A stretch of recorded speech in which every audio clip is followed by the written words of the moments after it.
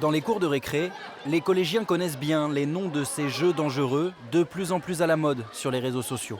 Le sommeil indien, il faut se couper la respiration et après ça, tu peux faire un malaise, tu peux tomber dans les pommes. Où est-ce que vous les voyez passer ces jeux notamment? Sur TikTok. Sur TikTok, sur les réseaux sociaux, Sur les dans réseaux. dans la vie réelle aussi.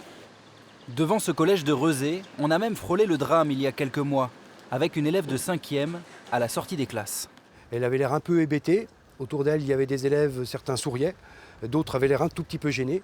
Et donc là, elle nous a expliqué que c'était un de ses camarades qui, mais délibérément, elle était partante pour cela, lui avait fait nouer un foulard autour du cou et lui avait enserré la gorge, de telle sorte qu'elle a perdu conscience pendant quelques secondes.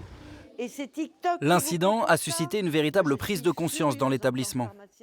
Est-ce que vous avez déjà connu ce genre de situation? Aujourd'hui, une association vient faire de la prévention. Bien sûr que les ados essayent d'aller jusqu'à leurs limites, mais certaines limites ne doivent pas être dépassées sous peine de risquer d'être handicapés à vie. Qu'est-ce que tu as vu exactement?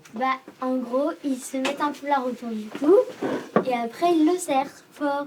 Il vaut mieux prévenir un adulte. Ces enfants-là sont en danger réel. Annette, elle, a été marquée dans sa chair. Son petit-fils Gabriel est décédé brutalement en novembre dernier à Nantes après avoir joué dans sa chambre au jeu du foulard. Il avait 13 ans.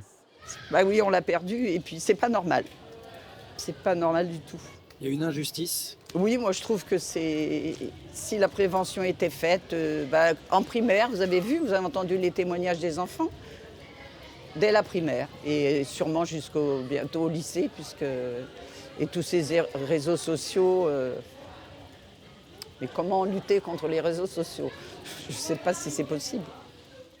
Selon l'Académie de Nantes, le phénomène reste marginal, avec seulement 2 ou 3 signalements cette année.